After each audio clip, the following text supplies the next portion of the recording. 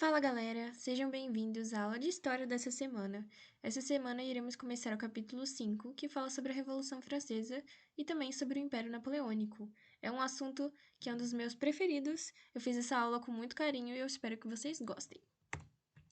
Seguinte então, galera, para começar nossa aula 1, acho que a gente, antes mesmo de falar sobre as causas da Revolução, é, enfim, das suas características em geral, a gente tem que falar primeiro sobre o contexto histórico, né, as fases do processo. Então, vamos entender como é que esse movimento vai se instaurar lá na França do século XVIII. Primeiro de tudo, vamos nos situar aqui na linha do tempo. A Revolução Francesa é considerada como um marco que inicia a era contemporânea, a era que a gente está vivendo hoje, certo? Então, ela encerra a era moderna e inicia a era contemporânea. Vocês lembram quando a gente estudou sobre a divisão da história? Então, a Revolução Francesa, então, foi um marco muito importante, considerado um divisor de águas na história, porque mudou todo um sistema político e influenciou diversos outros estados aí, e até hoje tem influência. Sobre as fases da Revolução, a Revolução Francesa ela vai se iniciar aí no ano de 1789 e vai até 1799, né? Ao todo aí 10 anos durante as fases da Revolução Francesa. Após esse período, a gente vai conhecer o Império de Napoleão, né? Em que ele assume. E eu acho que o mais importante da gente começar a falar sobre o assunto é que a Revolução Francesa ela vai pôr fim ao absolutismo monárquico na França, né? Vai instaurar inicialmente uma monarquia constitucional e, por fim, declarar a república. Então, isso aí vai ser muito importante, vai ser um marco, né, na história europeia e principalmente na história da França. A Revolução Francesa vai influenciar outros movimentos, tendo ela sido influenciada primeiramente pela independência dos Estados Unidos, né? Lembrando que os franceses eles ajudaram os Estados Unidos a se tornarem independentes e trouxeram, né, essa questão da independência, de se separar de um governo opressor, né? Gente, eu tô falando muito, né? Então vamos lá. A primeira fase são os Estados Gerais, que vão aí de 1788 a 1789. Temos, por conseguinte, a Assembleia Nacional, que vai de 1789 a 1792, a Convenção Nacional, 1792 a 1795, e por último, a última fase, o Diretório, que vai de 1795 a 1799. Seguinte, então, vamos pensar sobre o contexto histórico. Como que estava a França no período em que essa revolução, né, eclodiu, no momento em que ela aconteceu? Primeiro, a gente tem que entender que estamos falando sobre uma sociedade que vivia sobre as características do antigo regime, ou seja, uma política absolutista, né, o poder centralizado nas mãos do rei. Também era uma sociedade dividida em estados, lembrando que o primeiro e o segundo estado não pagavam impostos, sendo o terceiro estado responsável pela manutenção dessa sociedade. Então, nessa sociedade que ainda vivia aí as características do antigo regime, a França vai começar a encarar uma crise econômica muito forte. Inicialmente por conta de várias guerras, né? A França ela vai se envolver nessa guerra com a Inglaterra que nós vimos lá atrás, a Guerra dos Sete Anos, que vai acabar ocasionando a perda, né? A França ela vai perder essa guerra. E como nós sabemos, guerra demanda dinheiro. Então, além de ter participado de um conflito, ela ainda foi a grande perdedora. Então, os bancos enfrentaram um momento de bastante crise. E para completar, a França ainda se envolve em mais um conflito quase que em sequência, que foi a independência dos Estados Unidos, visando dificultar a vida da sua maior rival, que era a Inglaterra. A França não pensou duas vezes antes de embarcar, né, de ajudar as colônias a se tornarem independentes da Inglaterra. Então, mesmo não podendo, ela se envolve em mais um conflito, o que acaba agravando ainda mais a crise econômica, né, gerando um déficit econômico gigantesco. O que vai acontecer? Essa crise econômica, ela também vai ter aí como um dos responsáveis a queda da produção. A Europa vai passar por um período de grandes transformações climáticas, né, invernos muito rigorosos. Então, a agricultura ela vai sofrer bastante com isso. Então, com a diminuição dos alimentos, O aumento dos alimentos, né, vai ser uma grande consequência disso.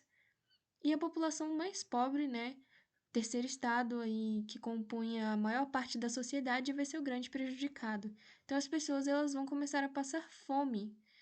Enquanto isso, a, a gente vai ver que uma das características dessa sociedade francesa, principalmente se tratando do clero e da nobreza, era que eles eram uma sociedade sustentada por esse sistema, né?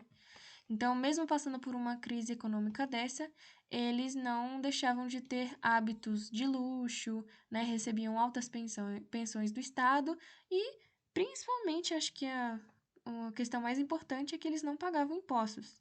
Então, a população que já estava sofrendo, já estava morrendo de fome, tinha ainda que pagar impostos. Então, foi se tornando uma bola de neve, ocasionando a insatisfação popular. As pessoas estavam extremamente insatisfeitas com esse governo. Como que funcionava aí? A gente falou sobre a sociedade que era dividida em estados e tudo mais, mas estamos falando, sim, de um governo parasitário. O que isso significa?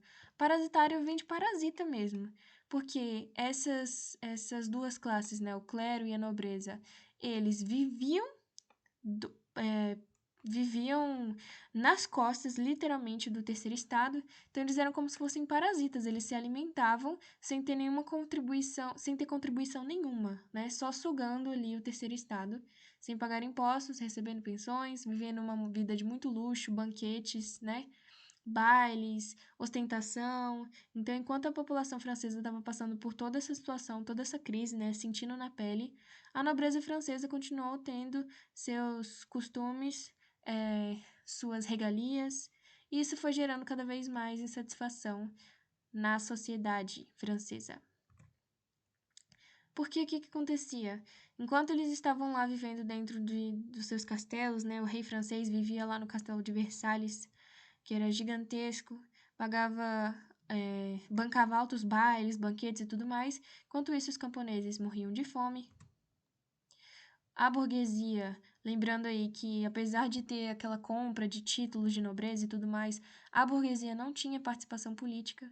Então, apesar deles terem posição, né, na sociedade, serem enriquecidos pelo comércio e tudo mais, eles não tinham participação política. E pagavam altos impostos por conta disso, né? Lembrando que eles faziam parte do terceiro estado, então eles pagavam altos impostos. E temos também os trabalhadores urbanos, a maior parte da população francesa vivia na área rural, né? As cidades elas eram habitadas, mas a maior parte da população francesa vivia no campo. Mas nós temos que falar dos trabalhadores urbanos também. Por conta de toda essa crise financeira, muitos acabaram perdendo seus empregos, então o desemprego nas cidades também virou um problema que foi agravado por conta dessa crise financeira, né? O que acontece, gente? Para completar, né? Além da crise financeira, além de todos esses problemas que a França já estava passando, a gente tem aí as ideias iluministas ganhando cada vez mais adeptos, né? A gente falou sobre isso no conteúdo anterior. As ideias iluministas, elas vão encontrar muitas pessoas para aderirem a essas ideias, né? Porque as pessoas já estavam revoltadas. Então eles encontram pessoas que falam que eles não precisam aceitar isso, né? Que eles têm que buscar, assim, os direitos naturais como liberdade, que eles têm que buscar participação política e que se o governante não governava para o povo, ele deveria ser substituído. Então, pensadores iluministas como Montesquieu, Rousseau, Voltaire, eles vão ser aí a base ideológica para que os revolucionários franceses, né, iniciassem esse movimento. Então, as ideias iluministas foram fundamentais para que isso acontecesse. O que acontece?